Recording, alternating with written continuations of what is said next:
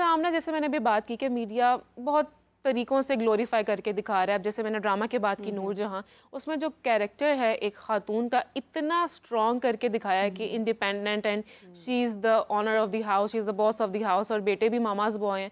तो ऐसे में फिर वो जो बेचारी, अगर 3-4 भाई हैं तो 3-4 ही बहू हैं अगर आ जाए, तो फिर आपस में ही सारा मामला ख़राब हो जाते हैं। अच्छा, आपने बड़ी अच्छी एग्जांपल दी उस ड्रामे की, और आजकल उस ड्रामे की बहुत हाइप क्रिएट हो रही है, और इट्स अ बेस्ट एग्जांपल। हमें सबसे पहले देखना चाहिए कि कॉज क्या है। एक औरत का इतना ज़्यादा empowering attitude in her house, उसके पीछे कॉज क्या है? और वो कॉज जो है ना, वो बहुत स्ट्रॉन्ग है। वो ये है कि हर औरत बाय नेचर उसके अंदर डिज़ायर होती है। जैसे मैंने आपको बताया ना, मर्दों में और औरतों में थोड़ा सा फ़र्क है।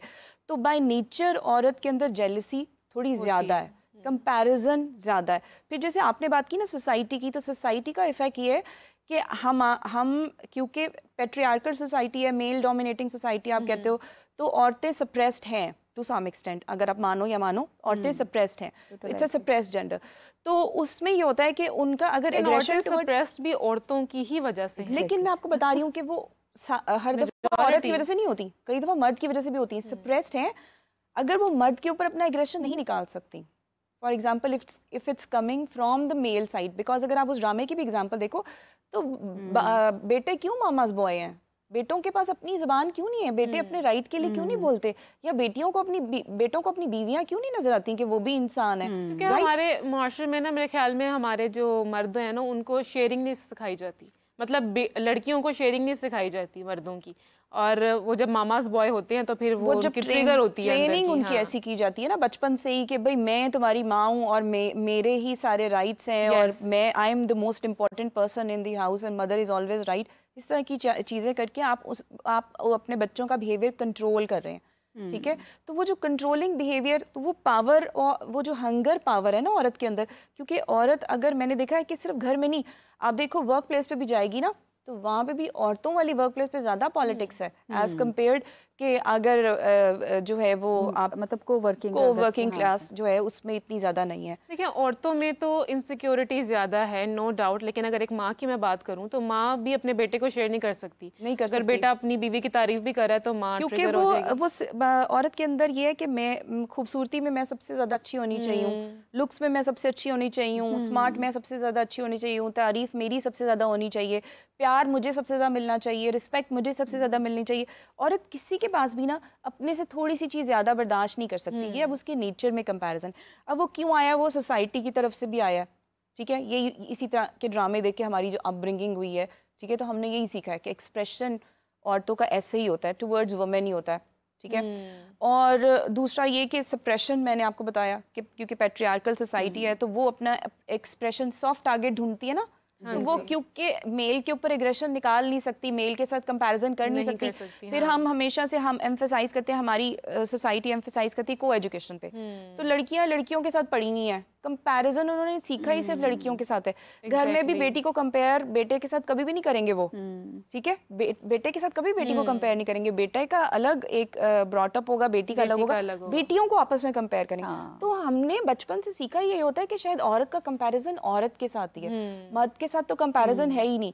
मर्द has the upper hand always.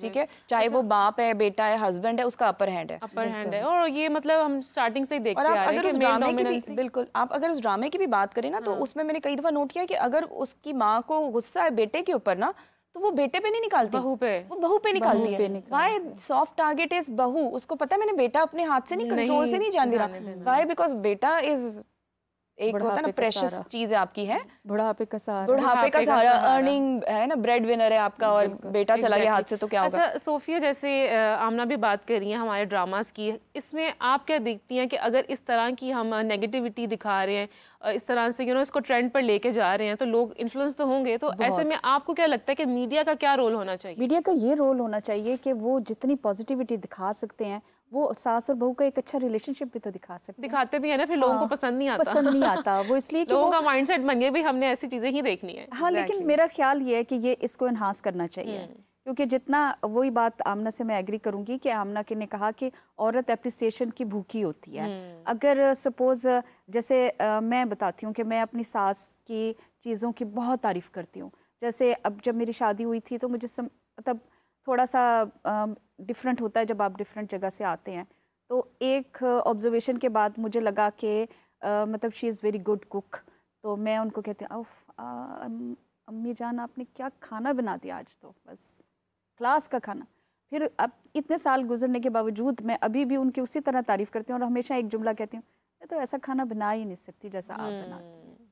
तो ये एक ऐसी चीज़ है कि उनको शायद ये फील होता रहता है कि वो मुझसे सुपीरियर है। और कोई काम करिए, कोई कंस्ट्रक्टिव काम करिए हाँ, घर में, मतलब मेरा खाना पसंद मेरा किया जा रहा है, आपके बिना नहीं चल सकता है। अच्छा, ये तो अभी जो मैंने एग्जांपल शेयर किया ड्रामा की, ये तो सास बहू की थी ना। अब इसी तरह की एक और एग्जांपल है, अभी आजकल रिसेंटली ड्रामा चल रहा है कभी मैं कभी तुम। अब उसमें दो मियाँ बीवी बहुत खुश हैं, अपनी जिंदगी सुकून से गुजारे हैं, लेकिन जो इर्द गिर्द के लोग हैं, खवातीन हैं, स्पेशली सास होगी या उनके भाई की बीवी होगी, उनको ये चिढ़ है कि ये दोनों मियाँ बीवी इतने खुश क्यों हैं। तो मतलब इसमें भी जेलसी आ गई है कि अगर ये कपल इतना खुश है, मैं और मेरे हस्बैंड क्यों नहीं खुश हैं। अच्छा, उसमें तो, राबिया, एक सिर्फ इर्द गिर्द सास और नंदे ही नहीं, आपके मोहल्लेदार, आपके मिलने वाले, आपके दोस्त अहबाब, सब कहेंगे ये खुश क्यों हैं, ये जरूर प्रिटेंड कर रहे हैं, इनके पीछे कोई ना कोई रीजन होगी। मतलब वो खुशी किसी से बर्दाश्त होती ही नहीं कि दो मियाँ बीवी खुश क्यों हैं।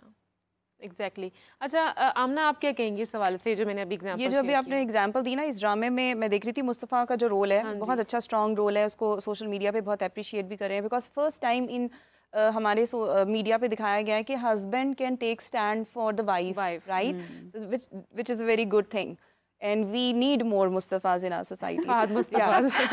या लेकिन उसमें आप जो जेठानी की बात, वो बेटा भी अच्छा नहीं लगता जो अपनी बीवियों को सपोर्ट करता है। एग्जैक्टली, यहाँ पे तो बड़े वर्ड्स भी आपको पता है, बैड वर्ड से भी बुलाया जाता है ऐसे मर्दों को जो कि बीवियों की सपोर्ट करते हैं।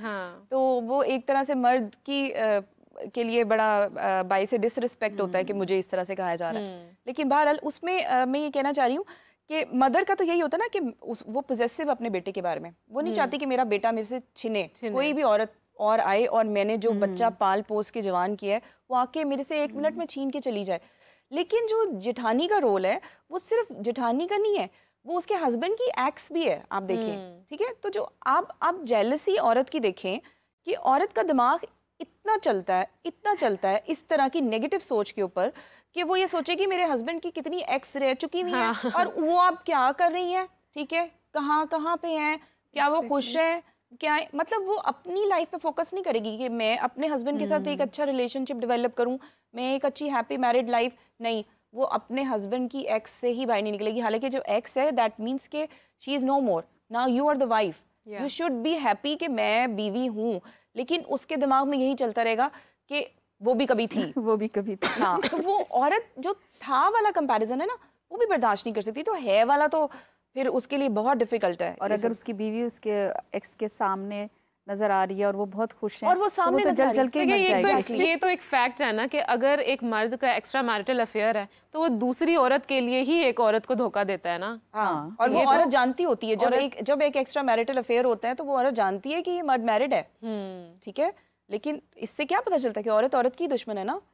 बिल्कुल सही है। लेकिन उसमें मेरा ख्याल है मर्द का रोल भी बहुत वीक है। ये जानते हुए कि एक पर्सन जो है वो मैरिड है, फिर भी किसी दूसरी औरत का घर खराब करना, what do you say about that?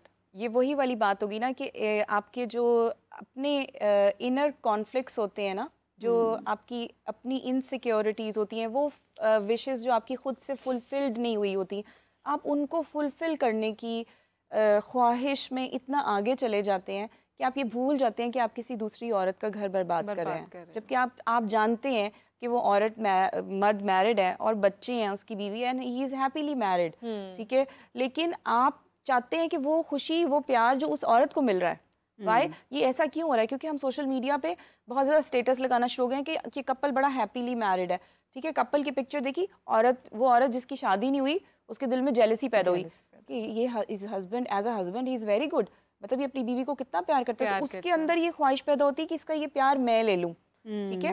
हालांकि औरतों को ये बात समझने की ज़रूरत है कि जो प्यार होता है हस्बैंड एंड वाइफ के बीच में या किसी भी दो इंडिविजुअल के बीच में, वो एक इंसान जैसे माँ और बेटे का प्यार है ना, वो कोई बीवी नहीं ले सकती, क्योंकि जो माँ की जगह है वो बीवी की जगह नहीं है, और जो बीवी की जगह है वो माँ की जगह है, जो बहन की जगह है वो जगह है। तो औरतों को अगर ये बात समझ आ जाए कि जो जगह मेरी है वो कोई नहीं ले सकता, तो कभी ये हसद और जेलसी क्रिएट ही ना हो। बात ये होती है कि ये हसद और जेलसी तब तो सिक्योरिटी हुई ना, जो औरत फील ही नहीं करती है। इनसिक्योरिटी है, इनसिक्योरिटी है कि वो फील नहीं करती, कि वो कंपैरिजन में लग जाती है। तो ये इनसिक्योरिटीज़ की वजह से ये सब कुछ होता है। और वो चीज़ जो रिलेशनशिप उसका अपनी बीवी के साथ है ना, अगर आप उसको खींचना भी चाहोगे ना, तो वो आपके, क्योंकि हर एक की अपनी केमिस्ट्री होती है, ठीक है, जैसे मैंने कहा ना माँ के साथ और रिलेशनशिप है, सिक्योरिटी से भी इनसिक्योरिटी होती है, तहफ़्फ़ुज़ उन्हें फील ही नहीं होता है, फील ही नहीं होता। हाँ, well let's pause the discussion here, काफ़ी इंटरेस्टिंग चल रही है, लेकिन बढ़ते हैं अपने सेगमेंट की तरफ। जंजानी साहब हमें ज्वाइन करेंगे, उनसे कुछ रेमेडीज़ जानेंगे।